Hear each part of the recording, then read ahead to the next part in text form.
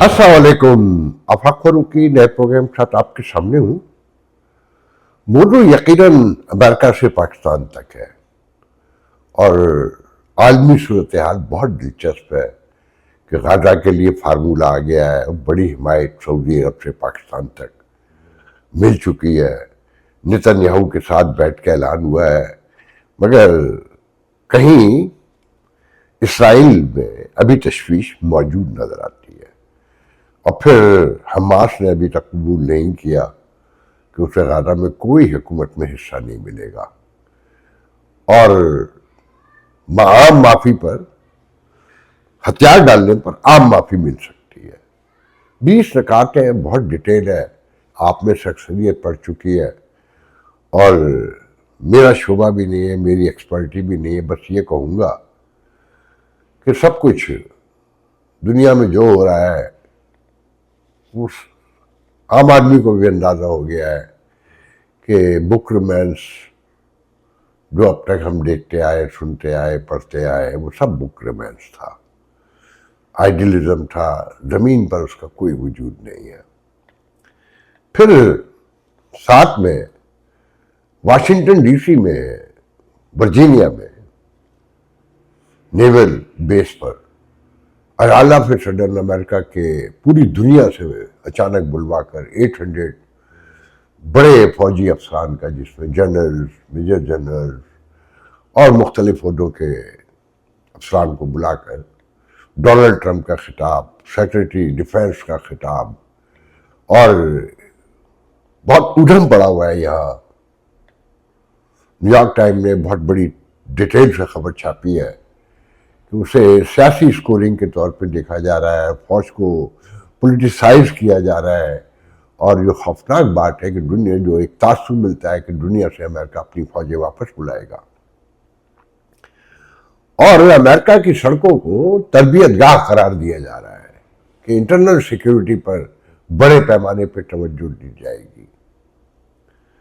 Donald Trump ने यहीं फिर पाक इंडिया भारत के हवाले से भी गुफ्तगू की और फिर दोहराया 36वीं 37वीं बार कि वो जंग मैंने रुकवाई, हमने रुकवाई, अमेरिका ने रुकवाई। तो इतना कुछ हो रहा है कि समझ से बाहर है। मगर आप लोगों के लिए 2-3 मौजू हैं जो बहुत इंपॉर्टेंट है।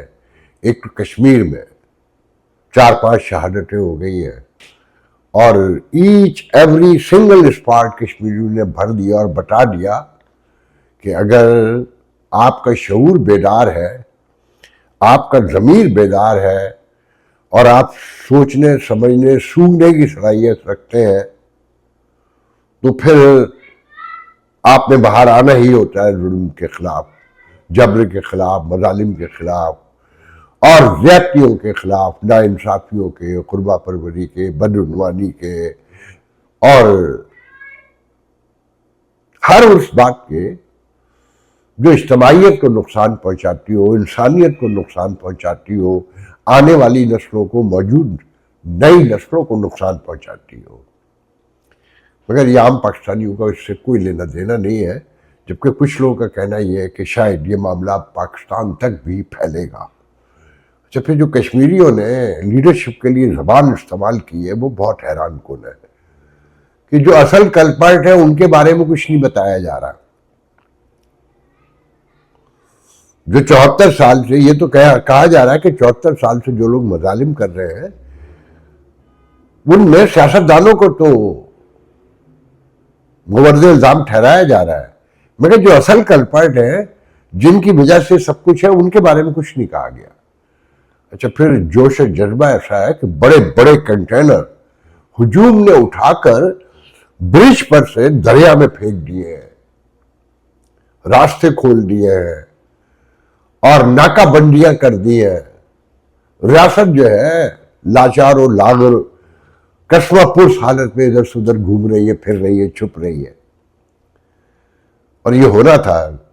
जो मुझे कंटिन्यू देखते हैं उनमें से अक्सर को याद होगा, जब मैं नथिया गली में 2 साल पहले रह रहा, 2023 में, तो मैंने आप बताया था कि कश्मीर में आटा नहीं मिलता, ब्लैक में मिलता है, महंगा तरीन मिलता है। मुझसे कुछ लोगों ने, कश्मीरियों ने कहा है, मेरे पास एक بچہ اور اس کے والد اکثر مجھے ہیلپ آؤٹ کے لیے آتے تھے، تو وہ کہتے تھے کہ افاق بھائی کسی سے کہہ کے آٹا ہی دلوا دے، چاول کھا کھا کے تھک گئے۔ پھر اب آپ زیادتی سے زیادتی دیکھیں، اور میڈیا پہ رونا جو ہے آکوپائڈ کشمیر کا ڈالا ہوا ہوتا ہے، وہاں کے مظالم بیان ہو رہے ہوتے ہیں۔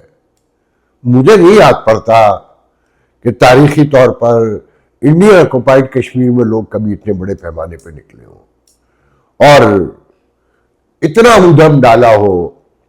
ایسے بھارتی حکومت کو مغلظات بکی گئی ہوں جو یہاں بکی گئی ہیں، کیونکہ ہمارا پروفیشنل میڈیا، پرنٹ، الیکٹرانک اور ریاستی machinery, I S P R تو بڑے ایکٹیو ہے نا کشمیر کے حوالے سے۔ یہاں صورتحال یہ ہے کہ درجنوں ویڈیو لگے ہیں کہ پروفیشنل میڈیا تو جھوٹ بول رہا ہے اس وقت، مگر ہم ڈٹے ہیں، تمہارا باپ بھی ہمیں نہیں روک سکتا، اس طرح کے نعروں کے ساتھ نوجوانوں کی درجنوں سینکڑوں ویڈیو لگی ہوئی ہیں۔ جب آپ لوگوں کی روٹی چھین لیں گے، ان کا حق کھا لیں گے، انہیں بھوک، بیماری، بے روزگاری اور ناخواندگی کے حوالے کر دیں گے، تو جو غیرت مند قومیں ہیں، اور کشمیری بہت پرانے ایکٹیوسٹ ہیں، تاریخی طور پہ جدوجہد نظر آتی ہے ان کی۔ یہ تو اس خطے کے لوگ ہیں بس جو حملہ آور بیرونی آتے ہیں ان کے ساتھ فوجی بن کے نکل پڑے اور مارنے پیٹنے، لوٹنے کھانے، عزت کو جنازے اٹھانے کے لیے۔ اپنے لیے ویسے نہیں نکلیں گے، بغیر لالچ کے نکلتے ہی نہیں ہیں، جہاں مرنے کا خوف ہو وہاں نہیں نکلتے۔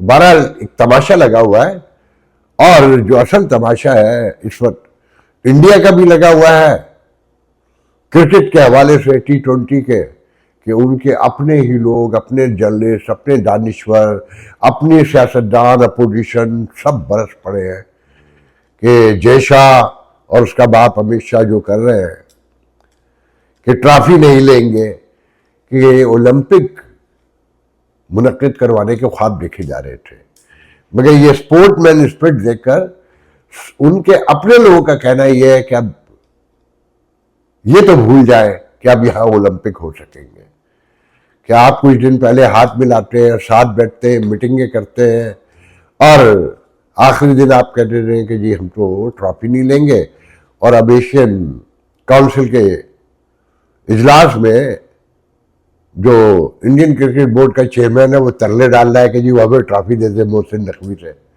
وہ کہہ رہا ہے کہ آج کے ایجنڈے پہ ہی نہیں ہے۔ پھر محسن نقوی پہ بھی عذاب اترا ہوا ہے، اور یہ عذاب بہت آگے تک جائے گا کہ سلمان علی آغا تو T20 کا آدمی نہیں ہے، وہ لایا کیسے گیا؟ تو یہ سب کو پتا ہے وہ کیسے لایا گیا۔ آصف زرداری اور محسن نقوی جو اس ملک میں کھیل کھیل رہے ہیں، جو آگ بھڑکا رہے ہیں فسادات کے لیے، مستقبل کی پیش بندی کر رہے ہیں اور مورچہ زن ہو رہے ہیں، وہ آنے والے دنوں میں سب کو نظر آ جائے گا۔ ایک آغا سلمان علی آغا نہیں ہے، ایسے درجنوں سینکڑوں لوگ ہیں جو انتہائی خاموشی سے مختلف جگہوں پہ لگائے جا رہے ہیں، اور ان کا کنیکشن کیا ہے یہ آپ لوگ خود تلاش کر رہے ہیں، ایک لمحے میں پہنچ جائیں گے۔ ایک ہی کنیکشن ہے ٹوٹل، کہ آصف علی زرداری اور محسن نقوی کا بھی یہی کنیکشن تھا، یہی وجہ تھی قریب آنے کی جو سلمان علی آغا کی ہے۔ تو آپ سے صرف اتنی ریکویسٹ ہے کہ اپنے جذبات کو کنٹرول میں رکھیں، اور وقت گزرنے کے بعد جنون کا شکار ہونا آپ کے لیے، آپ کے خاندان کے لیے، آپ کے محلے کے لیے، شہر کے لیے اور ملک کے لیے خطرناک ہے۔ جب ریئیکٹ کرنے کا وقت ہوتا ہے، جب یہ ایسے کام ہو رہے ہوتے ہیں، اس وقت کھڑا ہوا جاتا ہے، اس وقت روکا جاتا ہے۔ وہاں اشرافیہ تو مال بنانے میں لگی ہوئی ہے، حکمران اشرافیہ ایلیٹ جو ہے، اور اس کے بعد فرصت ملتی تو چرس، افیم، شراب پی کے سو جاتی ہے، اسے سمجھ ہی نہیں آ رہا کہ یہاں ہو کیا رہا ہے اور کس کھیل کو کس طرح لے جایا جا رہا ہے۔ میں جو مستقبل دیکھ رہا ہوں بہت خوفناک نظر آتا ہے مجھے۔ ایسی قربہ پروری اور ایسے قبیلہ پرستی بہت کم دیکھنے میں ملتی ہے۔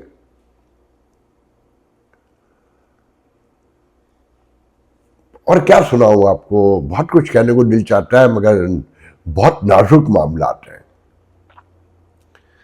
بہت نازک معاملات ہیں. اگر بہت غور سے دیکھیں گے نا تو آرمی چیف کی تقرری کے پیچھے بھی سب کچھ یہی نکلے گا. میں کچھ ذکر کروں گا. یہاں کمیونٹی میں ہمارے دوست ہیں, دنیا نیوز کے ڈائریکٹر ہیں نارتھ امریکہ کے, محمد آصف صاحب, اور سمیع ابراہیم سے آپ اکثریت واقف ہیں, پی ٹی آئی کے ٹرولر کہتا ہوں میں انہیں, دوست تھے میرے بہت اچھے. ان کا ایک انٹرویو کیا ہے محمد آصف صاحب نے اردو پوائنٹ کے لیے, کمیونٹی کے حوالے سے, Pakistan day parade, Pakistan community کی امریکہ میں ذبح حالی پر, اور اس طرح کے معاملات. تو سمیع ابراہیم کو جو لوگ جانتے ہیں, بہت جگت باز قسم کے, جو سینس آف ہیومر ہے ان کا نا, ساؤتھ پنجاب سے تعلق ہے, جھنگ سے. تو یہ ساؤتھ پنجاب کے لوگ جگت باز بہت بڑے ہوتے ہیں, اور ان کا سینس آف ہیومر کمال ہوتا ہے, مینٹین کرتے ہیں نا بارڈرز کو. ان کا ایک تاریخی جملہ ہے اس پروگرام میں کہ اب تو وہ لوگ بھی نہیں رہے کہ جو سازش بھی کر سکے ان پہلے کے لوگوں کی طرح, کہ پہلے کے لوگ تو سازش بھی بڑے آنر کے ساتھ اور بڑے کلاس کے ساتھ, بڑے وقار کے ساتھ کیا کرتے تھے. That is true. بتایا جا رہا تھا کہ پاکستانی امریکن کمیونٹی کا حال کیا ہو گیا. ارے بھائی, معاشرہ کسی ایک آسپیکٹ میں نہیں ٹوٹتا, وہ ہر آسپیکٹ میں ٹوٹتا ہے. وہ کرکٹ میں خالی نہیں ٹوٹتا, ہاکی میں نہیں ٹوٹتا, وہ عدلیہ میں بھی ٹوٹتا ہے, وہ پولیس میں بھی ٹوٹتا ہے, وہ L D A C D A میں بھی ٹوٹتا ہے, وہ واٹر مینجمنٹ میں بھی ٹوٹتا ہے, وہ ایجوکیشن میں بھی, ہیلتھ میں بھی, ہر معاملے میں ٹوٹتا ہے. تو یہ کیسے ممکن تھا؟ وہ کہتے ہیں نا کہ جڑے لاہور پہرے وہ نیو یارک پہرے کیوں نہیں ہوں گے جی. تو ایک موقع پہ آصف صاحب فرماتے ہیں کہ ایسا بھی نہیں ہے, کمیونٹی نے بہت کچھ کیا بھی ہے. ہاں بہت کچھ کیا ہے. اب دیکھیں نا, راجہ ساجد کمایا, اسلم ٹنڈو کمایا, اور بشیر قمر کمایا, اور پھر ڈاکٹر اعجاز کمایا, جاوید, اب کیا کہتے ہیں ان کا کیا نام ہے محترم کا, یہ ہیوسٹن کے جو جاوید ہیں,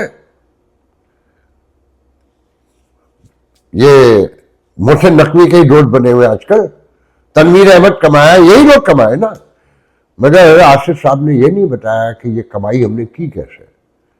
یہ ہم سب جرنلسٹوں نے مل کے کمائے, انہیں ہم ڈھونڈ ڈھونڈ کے لائے اپنے چھوٹے چھوٹے سے مفادات کے لیے, اور انہی کے ہاتھوں پھر جو مجھے تو وہ اپنے اخبار کے دن یاد آتے ہیں کہ آصف بیگ کو وہ جو میک اپ کر کے نکلتا ہے 50-55 سال کی عمر میں, اور آئی برو بھی لگاتا ہے, اور جو بہت بڑا فیس بکیا کہلاتا ہے آج کل نیو یارک میں, اسے خاص طور سے بلوایا جاتا ہے کہ وہ فیس بک پر لائیو دکھاتا ہے. وہ بھی لیڈر کاؤنٹ ہوتا ہے. اور جب اسے بنایا جا رہا تھا تو میں خون کے آنسو ہوتا تھا. بٹ اچھا نائس مین, مگر وہ لیڈر کہلاتا ہے, لیڈر. ایسے ہی اسلم ٹنڈو لیڈر ہے کمیونٹی کا, راجہ ساجد لیڈر ہے, یا پھر ڈاکٹر اعجاز لیڈر ہے. تو یہ کمایا تو یہی ہونا تھا نا. اور پھر پریڈ نے تو جو کما کر دیا ہے اس پر تو تا قیامت تاریخ دان بھی پریشان رہیں گے. جو انجام ہوا پریڈ کا, یہ واحد آدمی تھا جو اکیلا بولتا تھا. خوشی ہوئی کہ آصف بھی بولے پہلی بار. اب ایک ایک کر کے شاید اور بھی لوگ بولے, مگر یہ ذہن میں رکھیں کہ یہ سب پاکستانی میڈیا نے مل کر کمایا, اور سب نے اپنا حصہ ڈالا, اور آج بھی ڈالتے ہیں, اور بڑے پیمانے پر ڈالتے ہیں, اور بہت چھوٹے گھٹیا مفادات کے لیے ڈالتے ہیں. سنانے کو بہت کچھ ہے, مگر آج میں ویڈیو یہی ختم کروں گا. ویٹ اینڈ سی جسے کہتے ہیں نا, کہ کشمیر میں آگے کیا ہونے جا رہا ہے, اور یہ حکومت, یہ ریاست, یہ سیاستدان, یہ فوج کیسے ان کے پیر پکڑتی ہے, یہ دیکھنے کا انتظار رہے گا. آج کے لیے اجازت دیجیے، انشاءاللہ کل گفتگو ہوگی. اللہ حافظ.